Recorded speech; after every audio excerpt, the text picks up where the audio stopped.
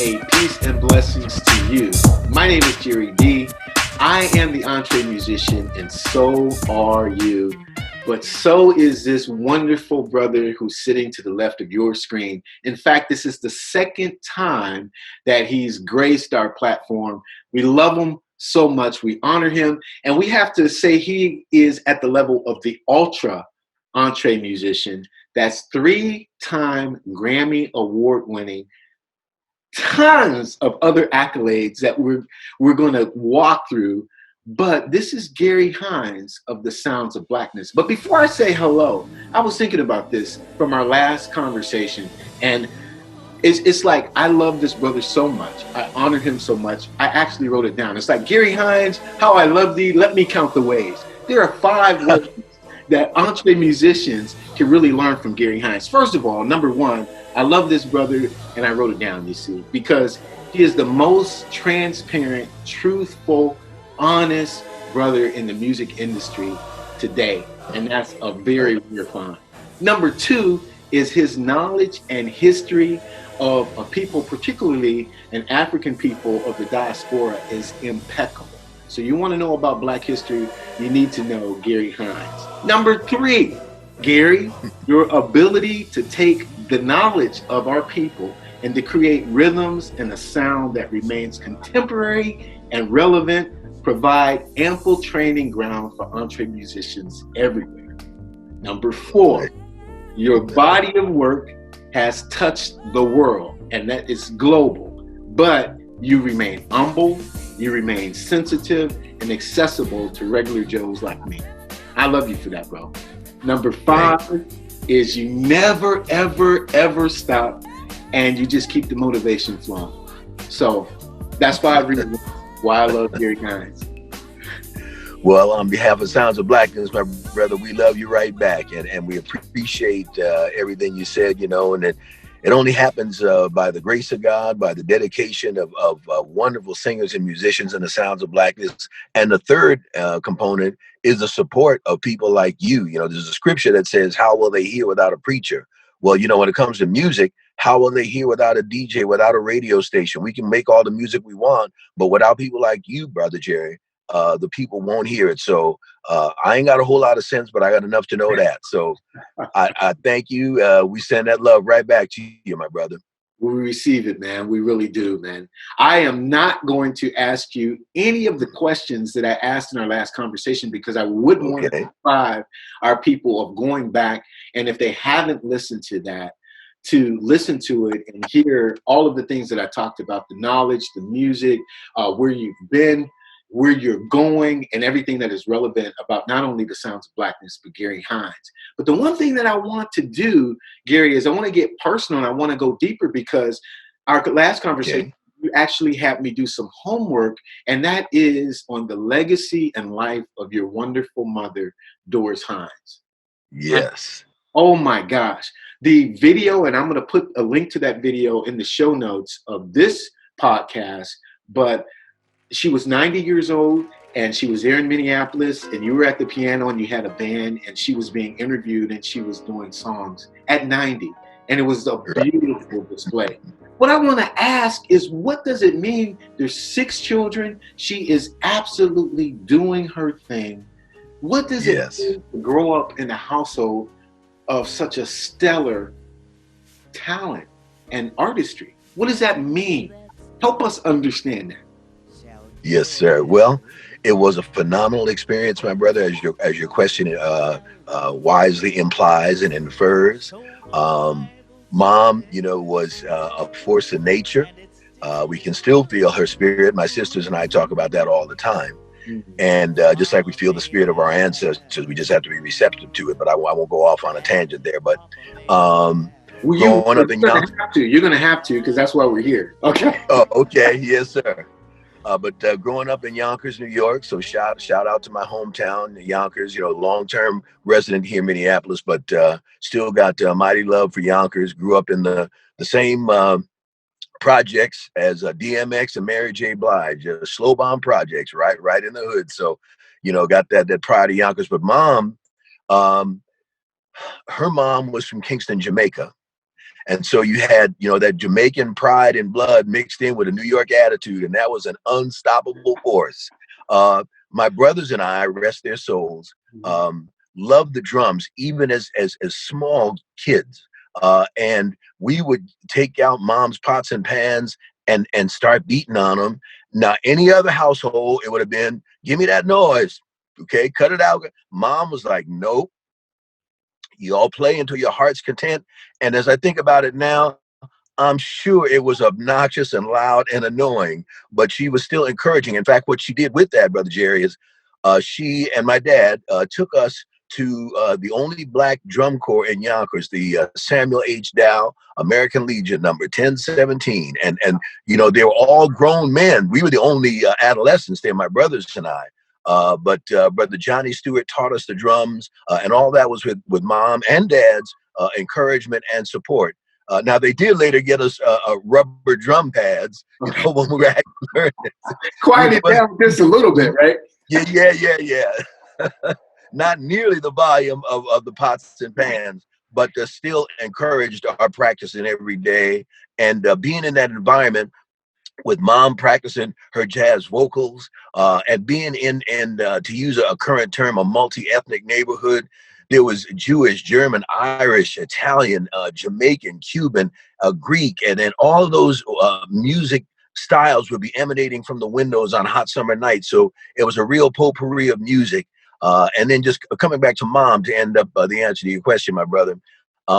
Even as kids, we knew it was special, you know, when mom would get those calls from people, and she was just everyday people. And talk about keeping it 100. I mean, she was the model for that. But the phone would ring sometimes, and it might be Sarah Vaughn, you know, or it might be Ella or Maya Angelou. Mama, Miss Maya's on the phone, and we didn't understand fully, but we knew it was special kind of thing. And they'd start out their conversations, girl, how you do, you know, kind of thing. Just so it was amazing growing up in that household, to answer your question, brother. That's awesome, man, because Maya Angelou, Ella Fitzgerald, Sarah Vaughn, Nat King Cole telling Ella, you can't miss Doris's show. You just got to go. Right. So for them to be sitting in the audience admiring her genius is, man, I found that to be so delightful. Me too, brother. So when did you know, when did it strike you that, you know, you said if they're calling on the phone, that, hey, Miss Maya's on the phone, but when did you understand the genius that you guys were around? When did that kick in? Were you adolescent? Were you, you know, still in your formative years, or? You know what, my brother, and I hear what you're asking. I think the most accurate answer, Brother Jerry B, is that we always appreciated it, but as we matured, our appreciation matured on different levels with it. So even as adolescents, because, you know, mom was won the Arthur Godfrey Talent CBS special. That was it back in the day. That was the equivalent of American Idol. Yeah. You know, and it's like, mom's on TV. So as adolescents, we understood and appreciated, such as adolescents can.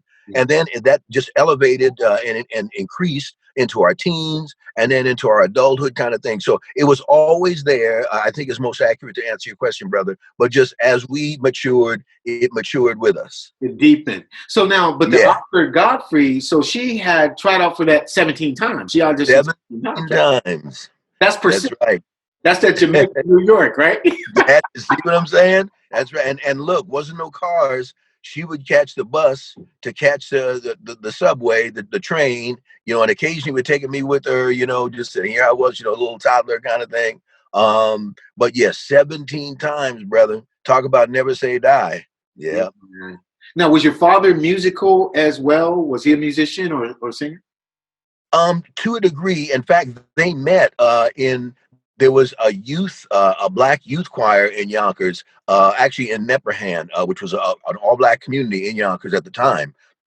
The Neperhan Youth Choir, all black, she would say the name all the time, under the director of, she was call him Maestro Frank Parker. And that's where they met, actually, because dad's side of the family, obviously, you know, they had migrated to New York, but dad's side of the family is from North Carolina.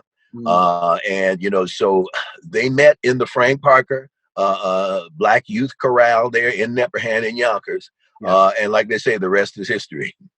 Absolutely. Now, you probably and correct me if I'm wrong, but you probably being the most celebrated of her children as far as what your body of work has encompassed. But how Mhm. is your mom's legacy penetrating down to your children and grandchildren of your siblings? How is it permeating still? Are they Oh, active?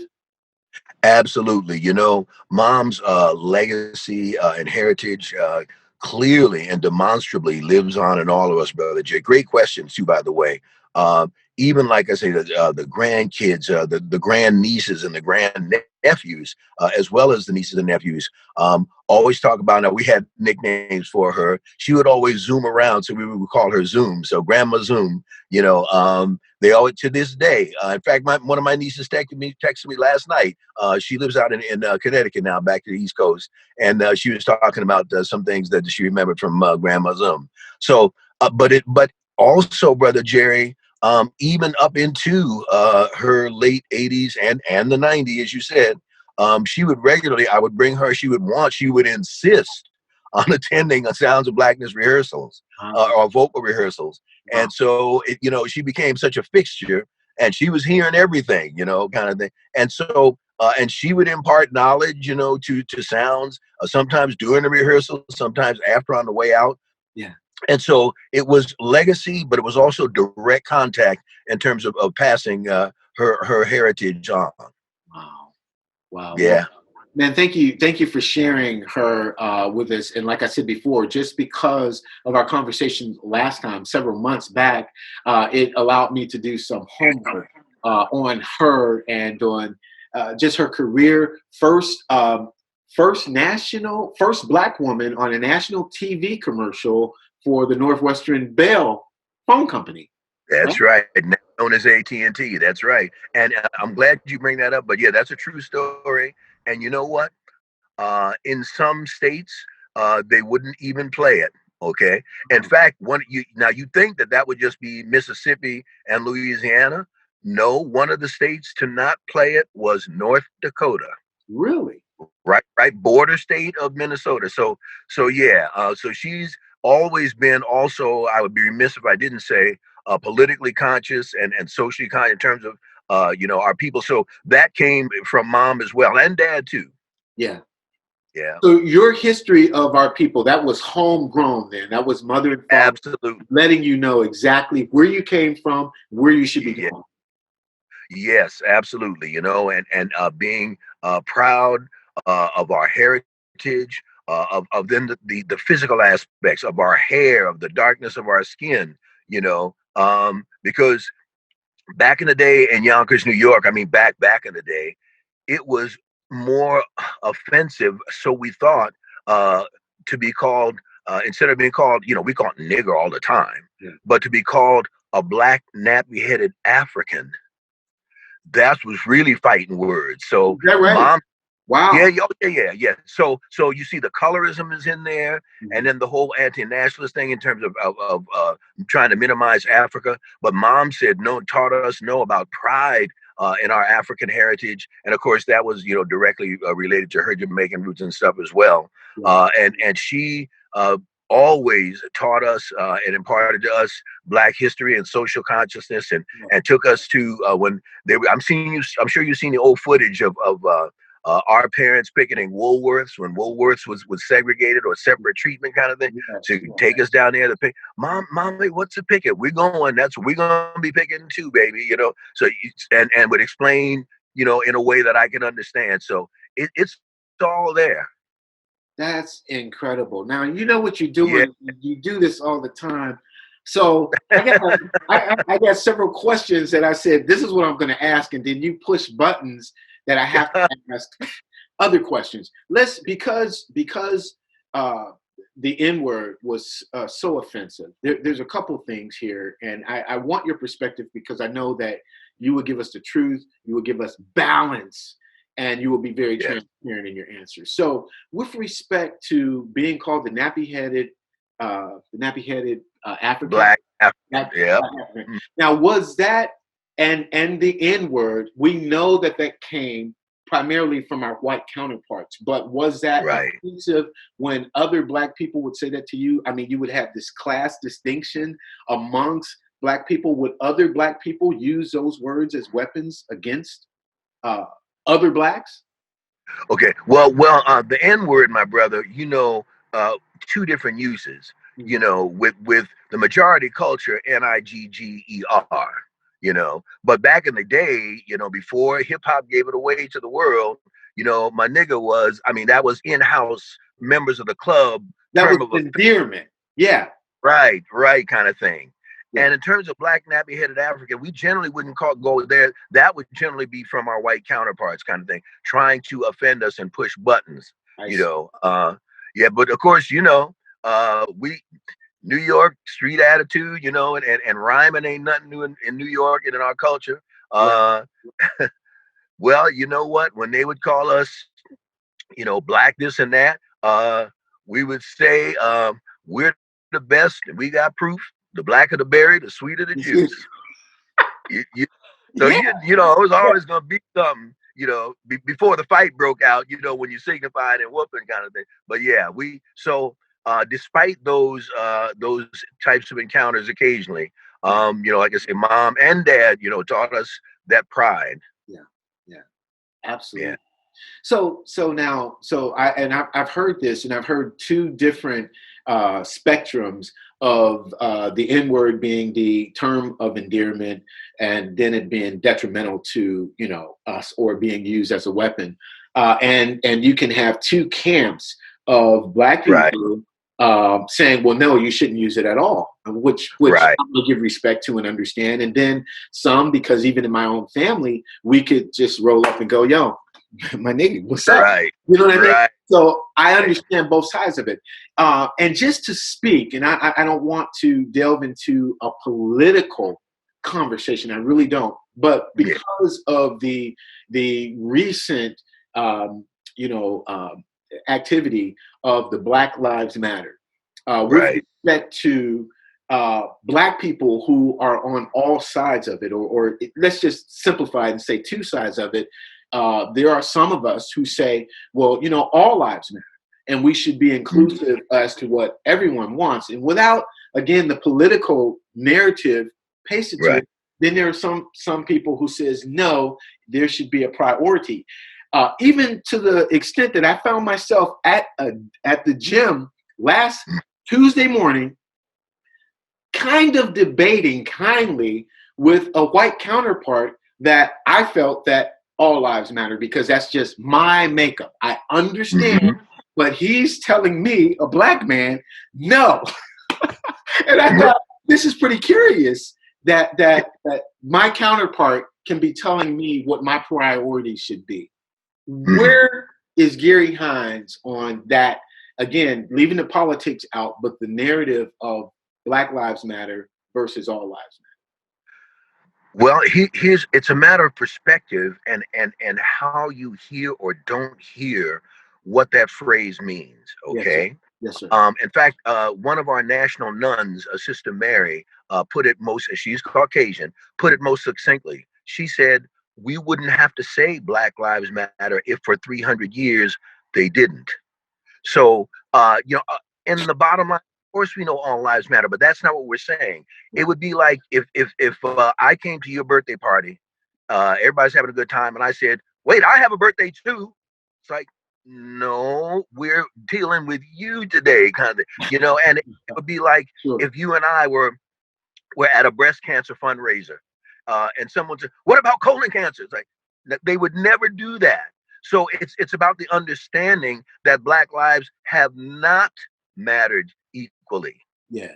So that's Black Lives Matter is a response to the fact that we have not and still do not matter equally, and hence the differential treatment that we receive, as we see in the streets and all of that. So people are saying, no, no, no, you've treated us for centuries as though we don't matter equally. But so the reply to that is, no, no, Black Lives Matter. Truth, transparency, honesty. That's what we Yes. began with. That's what you're going to get always from Brother Gary. And I appreciate your answer, man. I appreciate that. But Yeah. you really did walk us down that street when you were sharing with us the history of your mom and your dad and your childhood. Yeah. With your history of Negro spirituals, of how our music has evolved, the evolution of gospel, of course, being one of the titles of the Sounds of Blackness. Yeah. But with that journey of knowing what happened in the 1800s and early 1900s, we began this podcast really trying to delve into, not really define the spirit of music, but to delve into these components. And so when you hear the term the spirit of music, knowing your rich history and what you have helped to bring about in contemporary society and contemporary music, when you hear the spirit of music, how do you define it? What perspective, what bubbles up in your soul about that phrase? Well, the words of some um, iconic artists come to mind by way of an answer to you, my brother. Uh, our great friend and the great Stevie Wonder once said that music is the universal language. The great Ray Charles once said that every music of all people, styles, cultures, every music has its own soul. Okay, so the spirit of music emanates from our soul. There's music in the cosmos. Not to get all deep. In fact, I want you to I was get deep. I watching. want you to get deep. Okay. Oh, okay. Yes. That's not a problem then, brother. Um, I was watching, as I occasionally do, get home late, flick on the TV, and some of my either nature or space shows are on, and about outer space, kind of thing, the cosmos, and they were saying that their instruments had picked up a pulse noise from a star. I forget how many million light years away, and it was a specific note. It was a low A, 12 octaves below the low A on a piano. So I say that to say music is it's vibration, it's life. Music is creation. At the center of that is rhythm and melody. I mean, we've seen that. You've probably seen that footage. Speaking of my nature shows, where they put a megaphone out on the savannah, and some of the animals, the elephants and giraffes, start moving in time to the music. Wow. Okay. Yeah, it's deep. I mean, the birds sing. I mean, it just goes on and on and on. So music is just sound itself is about vibration, and vibration and motion and creation is about life. So music is at the core of life in terms of the spirit of it. Yes, sir. My God. Yeah. So the going back in time, so the Negro spiritual, Yes. sending messages, the freedom songs being carried about, and code. Can you speak a little bit to that for those in our audience who may not know the history of that part of our music? Oh, certainly. In the African tradition, Brother Jerry B, music has always been not art, it's been life. Okay. And music, a part of every aspect of life: birth, death, childhood, marriage, politics, war, peace, every education. So that's eons old with African people, and certainly with other cultures of color as well, but certainly in African people and ancestry. Uh, you could take the African out of Africa, but you could not take the Africa out of the African. So when enslaved Africans for centuries were brought to the shores of North America and, of course, around the globe to enhance the global economy, they brought that with them. And even though it was suppressed, they found different ways to manifest that. Yeah. One of the things, and this is getting directly to your question about the spirituals and the double meanings. Um, in the black codes, there was one particularly harsh one that decreed that it was punishable by death to even be caught trying to make a drum.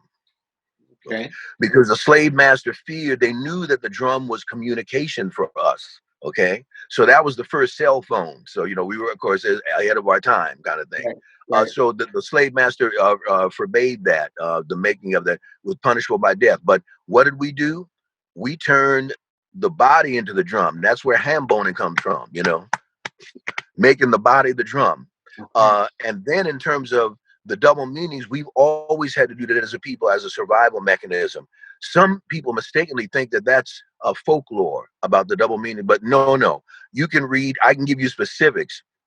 or whoever has any question specifics, read the journals of Frederick Douglass, of Harriet Tubman, and they give specific examples. For example, Frederick Douglass, when he made his getaway, because we know Frederick Douglass was a runaway, Yes, sir. um, to across from plantation to plantation, steal away, and now master thinks slaves are happy, and they're singing just worshiping, but steal away Jesus, the good ship Jesus was coming into port. You could be a stowaway there, okay? Right. Wade in the water, God's going to trouble the water, was, yes, used in praise circumstances, but wade in the water will be sung from across field to across field to a runaway, to let them know that the dogs were coming, and to throw off the scent of the dogs to get in the water. So, and it's documented. So that's part of the beauty of our people. Yes. Now let's go into the drum a little bit. You can't get Yes, too far away from the sounds of blackness to know that there is a message in the drum, that there's something very sensitive spiritually yes, involved in the drum. Can you elaborate? I know you yes. I'll do. can. Would you elaborate? I'll do my best, brother. We even have a song that embodies the essence of your question, brother Jerry. It's called Yeah. "We Are the Drum," and of course, the chorus goes on to say, "Africa to America, we are the drum," and then it goes on to say, "The rhythm in our hearts is our freedom." So, the drum represents the essence of African existence. Master drummers are revered. We were blessed to know for many years and to interact with brother Babatunde Olatunji. I'm sure you've heard the name. Yep, Nigerian master drummer. Now, I'm gonna get a little bit musical for a minute. Hopefully, there's some music heads checking us out. Babatunde, or Baba, as those we call him for short, was capable of playing in simultaneously in 3 different time signatures. Okay, now it's a challenge to play well in 1 time signature, Correct. much less 2. But he could do it in 3. And this, again, this is not folklore. I've been blessed to be in his presence. He came to Minneapolis, came to our junior high school. In fact, the same junior high as Prince, Yeah. Bryan Junior High School here in Minneapolis, and turned us out. In fact, we walked out of school because he was going down the block to the high school central, and we told our teachers, "No, we're going to hear this man again." It wasn't a question. But I say that, and I know it's a slight digression, but I say that to illustrate firsthand what the drum has meant to us in terms of soul, spirit, expression, in terms of communication, um, and complexity, and in some West African dialects, my brother, the word for music and dance is the same word. So how deep is that? Yeah. So it's all about movement and life and expression and communication, and has been for eons and continues to be. I tell my hip hop brothers, especially the younger ones, nothing under the sun new. The whole notion of spoken word to rhythm, to the drum, is eons old. We brought that with us. Now, granted, what evolved out of New York and Jamaica now, from the 70s, is a new take on it, but nothing under the sun is new. Understood. Now, Yeah. so we have to speak, since we're talking Africa, we're talking the power of the drum, the black codes. Would you agree that there's some music, maybe from the drums, but there's some rhythms, there's some melodies that were used in witchcraft, were used as a demonic force, or where music actually speaks life and is creativity itself, but other people may have, even in our own history, used it to manipulate or to bring about witchcraft. What's the component in that? And I'm saying that because I want to understand, and this is going to be a broad series, so I'm talking to a lot of different musicians. What would be your answer on that, or your perspective? Well, a couple of different perspectives, brother Jerry. Much of it is misunderstanding of the European, from the European culture perspective with the African culture. They would see us praying by a tree, for example, and thought that we were worshiping the tree. I It's see. like, no, we're praying here as a source. God is in everything. And this tree represents is a manifestation of his greatness, his glory kind of thing, and growth. So, but you know, they weren't hearing that and not knowing that, and took it to a whole other place. I see. Okay. Okay. And it, yeah. And in terms of voodoo, and the music and the drum to it, again, every aspect of life had music and the drum to it. So that wouldn't be any exception at all. I see.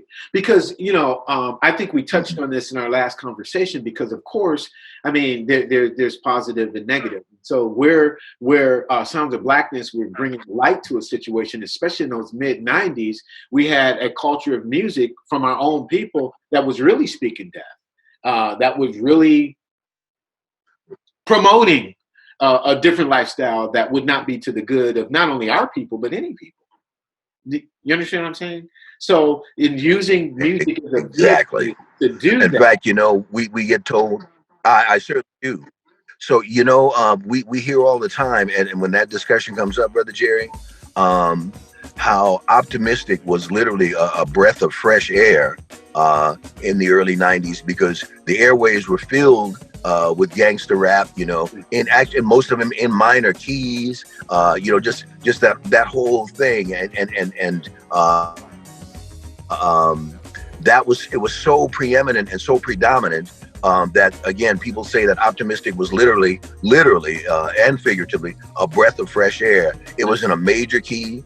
It was a statement of faith. It was a statement of hope, in the midst of all, like the opening line says, when in the midst of sorrow, you can't see up when looking down. wow. I talked to Professor Philip K. Jones, Master of Music, and he gave me a little bit of insight on the major and the minor keys. Can you expound upon that, with the major keys from his perspective being light, the minor keys bringing some dissonance and some darkness in there? Is that is that a strong component, or do you have another perspective on that? Because you just mentioned it, so Yeah, no, those are both strong components. I would, respectfully add to that. First of all, it's the third interval that determines whether or not a chord is a major or minor. So if it's a major third, then it's a major chord. If it's a minor third, then it's a minor. You're in a minor. But believe it or not, especially with African people, we can be hopeful and optimistic, if you will, even in some minor keys, and we can be conversely in a major and still be about the blues or something that's a negative story, or an unhappy story situation. So it crosses both. It's not just a blanket situation. All majors are happy, all minors are sad. Gotcha. Man, again, that's why you're here, brother, to help, to teach us, because we do want the best perspective that we can have on the spirit of music. And your input, your experience, and your insight has been, absolutely phenomenal. Now I'm going to ask you the way I always do.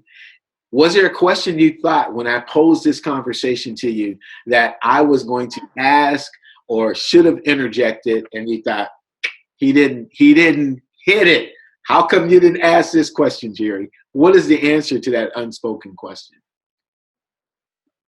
Okay. One that comes to mind, and you're probably not aware of it, but believe it or not, with our new single, Sick and Tired, um, there are many Black radio stations that are uncomfortable, or even candidly afraid to play it, in fear of offending someone just by us saying sick. Now, what's interesting is so many of them have told us that they love the track, they love what it's saying, but they're concerned about offending. But many of those same stations are not concerned about offending people when they play, excuse me, wet ass pussy. Okay, so they're Correct. not concerned about offending people with that. They're concerned about saying sick and tired. So, I would hope that all your viewers and followers and listeners would call Black Radio and to play to request that they play sick and tired and see that there's nothing to be afraid of. Yeah. I'm thinking you probably weren't aware of that, but if you had that, I would have said, okay, if you could, yeah, that. No, I wasn't aware of it. And I thank you for bringing it to our attention. Right. And obviously, we will use our platform, yes, whatever influence we've been given, to make sure that people will do exactly that. Now, this single, is this just a single, or is it attached to an album project that we need to be expecting from Sounds of Blackness? As of now, we've released it as a single, Brother Jerry B. What we're thinking of, because 2021 is Sounds of Blackness 50th anniversary celebration. And we're looking to do a couple of things. Well, actually do several things. One is to finally release our first live CD recording, which was done 5 years ago at Wiley College. I know all your viewers know the movie The Great Debaters. Yeah. Hats off to Denzel Washington, who directed and I think financed and produced it. But Sounds of Blackness have on our first live recording very special guests, the Wiley College a cappella chorus under the direction of the great maestro, my friend and brother Stephen Hayes, who is now at Philander Smith. But I say that a little long answer to your question, but we're looking to release that and probably attach Sick and Tired to it as a bonus single in commemoration of Sounds of Blackness, celebrating, as we say, celebrating 50 years of Blackness. That's fantastic, man. Man, yeah. Many kudos to you. Much respect. All of the accolades that you've garnered, and again, you remain who you are. Thank you, bless you, brother. Thank you. Thank you. Well, tell everybody there I said what's up, and again, we'll do everything we can to keep Sounds of Blackness, your fantastic music, the culture that you represent and uplift before everybody that we come in contact with. Oh, bless you, brother. On behalf of the group, we can't thank you enough for that.